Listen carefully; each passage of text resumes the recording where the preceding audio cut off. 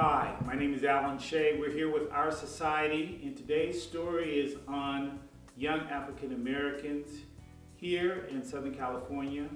We have a group of gentlemen here who are college students, and we're going to have a discussion. So we hope you enjoy today's forum on young African Americans here in Southern California.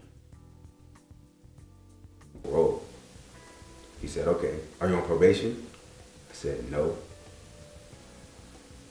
He was like, okay, all right. And he left. But my heart was beating. Like, I was scared, I'm not gonna lie. Because why would a police officer start being happy that I've never been arrested? Why would he react that way? Why would he stop me and question me? He could have killed me. I don't know what he wanted from me. You know, I could be Trayvon Martin. I could be Mike Brown. So, you know, he could have said that I took my phone out and pretended that it was a gun and pointed it at him, and he could have just shot me right there. I don't know what his motives were, because in today's society, the people that are supposed to be protecting us are killing us, and this has been going on since the 1960s. The police have been killing people for decades, before the 1960s actually, and it's just a continuing cycle that's never actually stopped. And I feel like the police have never been a force that were meant to protect us, and by us I mean minorities. So what are your thoughts as a result of the Michael Brown incident that will shed light on today in your future? What are your thoughts there? On the Mike Brown incident, I feel like it was very unjust because, first of all, we have conflicting reports in the news about the police motives. One report said that the police officer that shot him had knowledge of Mike Brown's robbery. So a little bit of background, the Mike Brown incident happened about 2 weeks ago now. So they released a video of him stealing from the store. That video has no sound. It's only a clip with two different angles of him, you know, getting into a slight altercation with the cashier, and then him walking out of the store. And then shortly after that, he was gunned down by the police, shot 6 or 8 times. So just the release of that video in itself proves that the police are trying to, or the media, I don't want to say the police because I don't know what forces are doing this. The media is trying to slander his name. This man is dead, but they're releasing a video of him stealing cigars. They're not releasing a video of him getting shot. They're releasing a video of him stealing. So it's like, why are they trying to slander him? If this was a white man being killed, would they be doing this? Would they be saying, oh, he was a stealer? No. So I just feel like it's completely inhumane, and there's no reason why we should be getting killed by police. They have tasers. That's what a taser is for, to subdue. If the police officer really wanted to protect himself, he could have tased Mike Brown. But no, he wanted to kill that man, and that was murder, in my opinion. And it's bigger than Mike Brown. There's countless cases. There's the Oscar Grants, there's the Trayvon Martins, and countless other cases that go undocumented and unheard of that we would never know about because mass media does not want us to know about them. So we have to get our own knowledge about how to deal with the police officers, and we have to know our rights, our constitutional rights, because if you don't know your rights, you're going to get taken advantage of, because the police know your rights, but do you know your rights? Good. So we're going to move on and hear from the next gentleman. Go ahead. My encounters with the police are pretty limited in the sense of I haven't really been in any serious encounters. But still, with just like being pulled over and stuff, there's always that little fear that you have. It's not even a little fear, it's a genuine fear of you don't know what they're gonna do or how rational or irrational the officer that you're dealing with is. And they could be irrational to the point where they're just looking for an excuse to take you out or shoot you or do anything to you. And that's kind of ridiculous to think that, especially minorities, to think that these people are supposed to protect you and are supposed to be upholding the law, but you are genuinely fearful when you're confronted by them, even if it's something as harmless as speeding. You're fearful for your life. So that's that. And as far as the Mike Brown situation goes, I think it once again shows how irrational officers can be. Shooting an unarmed teenager, and granted he was big or whatever, putting in 6 to 8 bullets in an unarmed teenager, I don't see any way you can justify that, saying that anything, he went for your gun or there's just no justification for that. It's just irrational behavior by people who have the most power, and that's the way I see it. And so have you personally experienced any interaction with a law enforcement agency where you felt either threatened or an abuse of the authority? I mean, I remember I got pulled over once, and then the officer had his hand on his gun and was screaming at me to keep my hands on the wheel when my hands were on the wheel. But as far as any serious altercations outside of that, I mean, I've been driving and doing nothing wrong, and officers flash the lights at my car just because I have my friends in it. But besides that, no, nothing really serious to any bigger magnitude. Okay.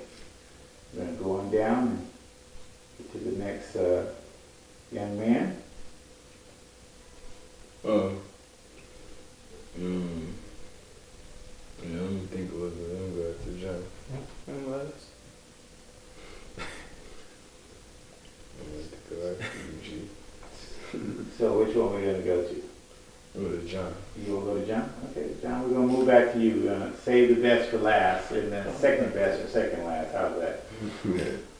That's fun. Me personally, I've had multiple encounters with the police, not only in Los Angeles, but in Pasadena and Lancaster, San Diego, and Ohio.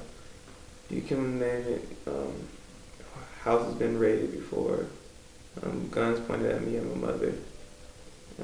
Interrogated, all of the above. So I've seen the wit that police officers can use on a young African American that isn't knowledgeable of what's going on around them. And as far as Michael Brown, there's been excuses of him stealing or things like that. But at one, there's a similar case. If you the Los Angeles riots, the lady, a 15-year-old girl, she stole some orange juice, and she was shot over that. And it's really what is worth dying for is $1 orange juice worth dying for, some cigarettes worth dying for, whatever you want to call it, is worth dying for. Before you try and justify him as being a thief for the murder, first, what he stole, even if he did steal, is that justifiable? As far as the police, and I believe that the police in the U.S. have adopted this culture that it's okay for the authority to abuse it against minorities. If you go back in time, you have to look at what police derive from. You have KKK members that were police officers, mayors, big political figures and people of authority that at its root were KKK members. It's not a coincidence, causation, and it's not a correlation and causation. It's something that's just there. You have to look at it face to face. So what do you think, John, in light of the Michael Brown incident, that will be the development of the future? What do you think? it's hard to say that this one incident will cause a turning point because we had incidents like this before. You can go back to Emmett Till. You can go back to here in Pasadena. One of my close friends, Kendrick McDade, he died from police officer, dying from gunshot from police officer. So it's not just something that is seen in media. It's something that just happened in our backyard. A close friend of mine actually. So just the fact that this one Michael Brown situation occurred, you have to look at the multiple Michael Brown situations that occurred in the past. Was anything changed then? So what will make you think something will change now? It takes a higher agenda for there to be real change to occur. Okay, good. Now we've saved the best for last. We're going to go ahead and get his interview, and then we're going to do a slight roundtable of a few questions so we can share with the viewers really how passionate you gentlemen are about the state of affairs and the plight that your generation has been assigned to move forward in the future. So we're going to go to the last speaker and get his story of being exposed to the law enforcement agency and his thoughts on the Michael Brown. So why don't you share with us some of your personal experience, if any, and then your thoughts on the Michael Brown incident. There's not much to say, but we already know that this has been going on. We already know it's been happening. History always going to keep record of that. And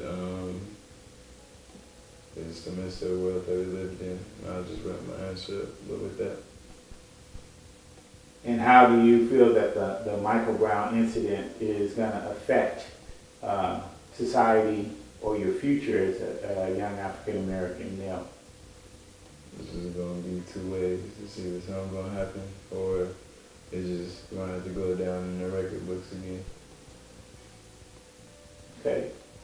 I like your very short and sweet answers. So what we're going to do is, gentlemen, what I like to do is just kind of go over a round table and get your input. So feel free to kind of jump in, and that way we can move this segment along and show the viewers really how passionate you guys are. Because if you do not demonstrate to the public what your passion is about this incident, more than likely they're going to feel that if it's not important to you, why should it be important to them?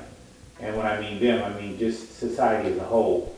So the first thing that I'd like to ask you gentlemen is, as a result of your age, which the age group tonight here is between 19 and 22, what do you feel will be the first lesson that if you were fathers now, you would tell your son who was in your age group right now?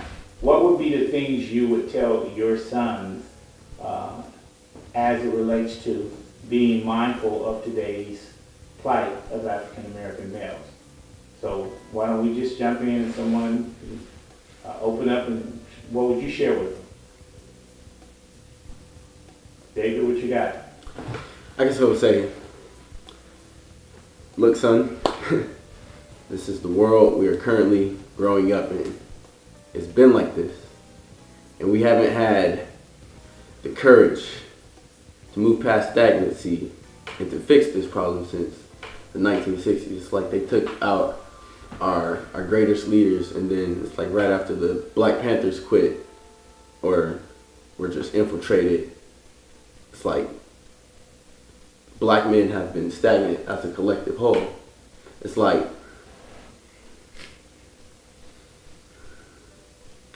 I just feel like, I'm sorry, you have to come back to me.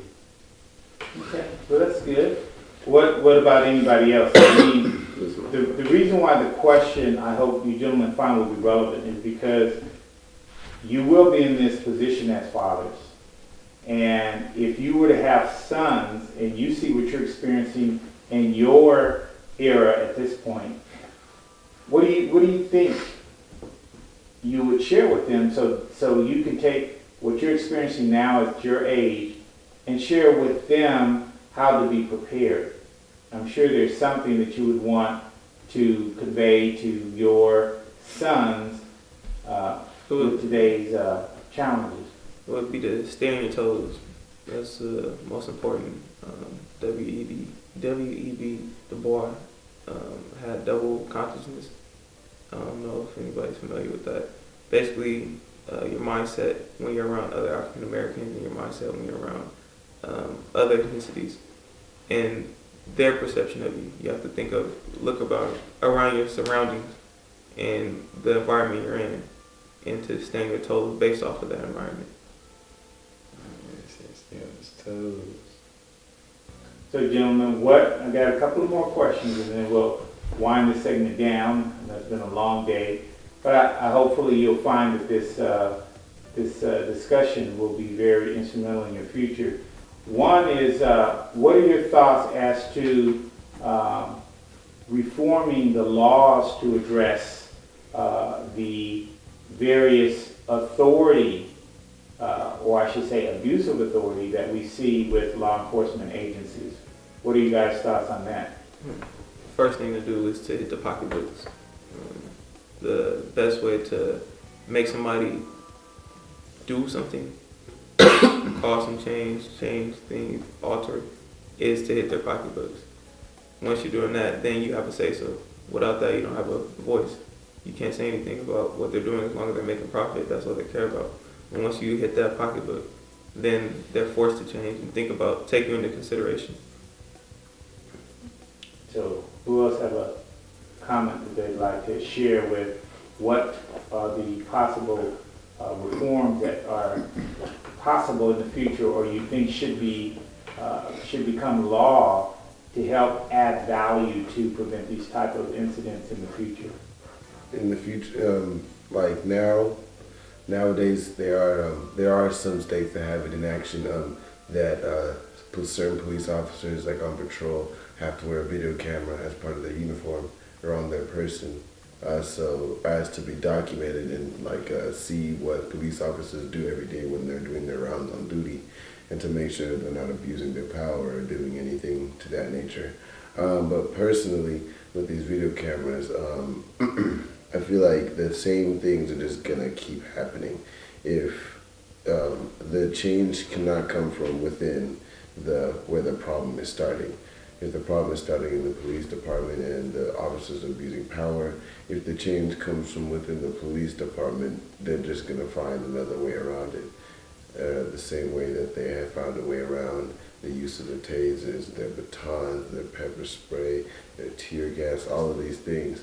They're just going to find a way to get around the fact that they're wearing a video camera. And I feel like the real change isn't going to come until changes are made within the genuine populi and within the genuine citizenship of the U.S. Basically, just coming together in unison, identifying the problem, and really coming up with strong solutions as to how to fix this problem. But the main thing is that these problems need to come from us, and they don't need to be as much enforced on the police, but they need to be exhibited in our mindset and how we act in normal day and age and normal day passings, and how we interact with police. I feel like the change needs to come in the knowledge that we have in our own rights, and what the police can do and what the police cannot do to us as citizens. And as long as we have a solid base and a solid touch of knowledge of that, we will see reform. So what do you gentlemen think about the degree, I'll phrase it, the degree of respect that's rendered to you as young African Americans as a whole, and then the respect or respectability that should be demonstrated to law enforcement officers? And do you believe that there should be a different standard applied because they are officers? We're not respected at all. They don't care about us. They don't have our well-beings at heart. That being said, knowing that, you should treat these officers with respect, because they can do whatever they want, because they are above the law. We're subject to the law. And is it fair? No, but that is the way it is. That's the world that we live in. And ultimately, you need to treat these officers like you would treat your parents. You know what I mean? Like, give them a short answer. If they're asking you questions, yes, no. You don't need to draw things out, because then that's how you dig yourself a hole. So that would be my tidbit of advice when dealing with police officers.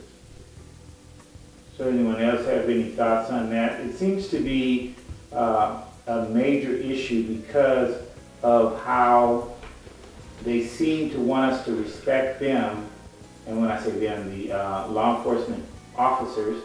However, they don't seem to have the understanding that it has to be given on a two-way street.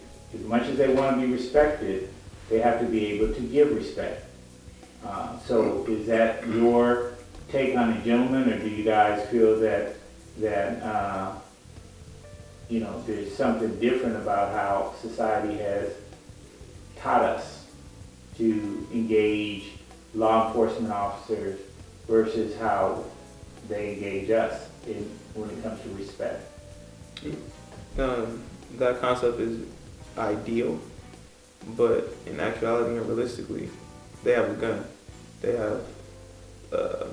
have credentials. They have way more to their advantage dealing with you. So they demand respect. You have to. You don't really have respect. It's like that. It's ideal for it to be a respectful relationship between a cop and a citizen, but that's, again, ideal, not realistic. Yeah, we cannot control how the police treat us. If they're treating us with disrespect, we can't control that. We can control the way that you react, and that's where your power lies. If you are acting disrespectful just because the police officer is acting disrespectful, guess what he's going to do? He's going to put those handcuffs on you and put you in the back of his car. But then if you treat him with respect, what can he do? Nothing. He cannot do anything to you because you've done nothing wrong. You have your rights. So that's my spiel. In the same way as what he was saying, I know he was referring back to you have to treat a police officer with respect as if they were your parent or something of that sort. And mainly, I wouldn't say that I view them in the same fashion or image that I view my parent, because obviously my parent has this two-way street of respect and love for each other that we share for each other. But mainly it's just to the point where it's more on the irrational side, when your parent gets irrational and your parent gets angry. But, so it's like if your parent is angry at you, you can't display that same emotion back at them, or else you guys will bump heads and no one will be happy. And them having more authority than you don't have more authority than them, so it's not going to be an equal bumping of heads. Their bump is going to overpower you for obvious reasons, because they have more authority over you. They could ground you. They could take stuff away from you. They could deliver punishment to you. You can't deliver punishment to them. And it's basically the same thing with a police officer. They're angry and irrational. They come pull you over, and they're treating you with disrespect. If you attempt to treat them with the same disrespect in return, they're not going to see their disrespect. They're just going to see yours, and they're going to get mad. And in the same way that your parent can deliver punishment, they will deliver this same irrational punishment. They could handcuff you. They could search you.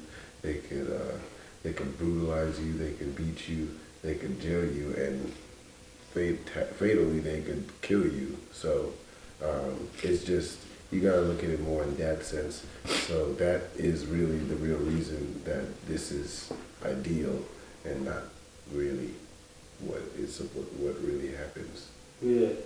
Well, this is our last question that I want you gentlemen to kind of interject and give the viewers your input on hopefully having a solution in mind to try and rehabilitate what you have experienced this week with Michael Brown. And that is, what do you feel is the real challenge for trust and how to create and build the trust with law enforcement officers.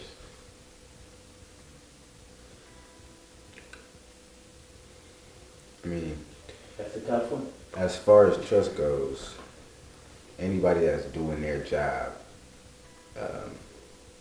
I respect that. If you're doing your job the right way, if you're abusing your power, then I'm obviously in my mind I'm not gonna respect that.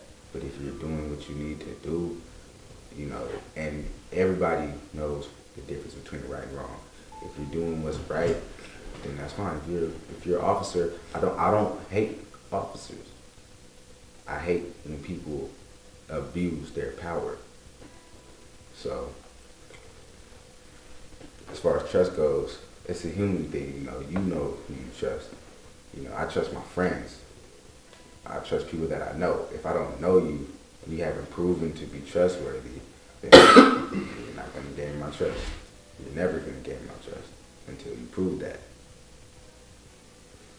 So with that being said, gentlemen, I certainly appreciate your input, and what I hope as a gentleman who has grown up in the Pasadena community and certainly have experienced my share of encounter with law enforcement officers, I certainly hope that we can build a better bridge for the future, and certainly hope that there will be reform legislation implemented to add value, as we've seen through history, starting from the civil rights movement that ultimately brought forth the 64 Civil Rights Act that eliminated the Jim Crow, the 65 Civil Rights Bill that brought forth the voting right, the 67 Civil Rights Bill that brought forth the housing, and hopefully we will continue to have those type of bills initiated that will have a direct impact on how the law enforcement agency work. So I'd like to thank you, gentlemen, and we're going to bring this segment to a close, and hopefully the viewers have enjoyed this segment. This is Alan Shay signing off, thanking you viewers for watching today's episode of Our Society.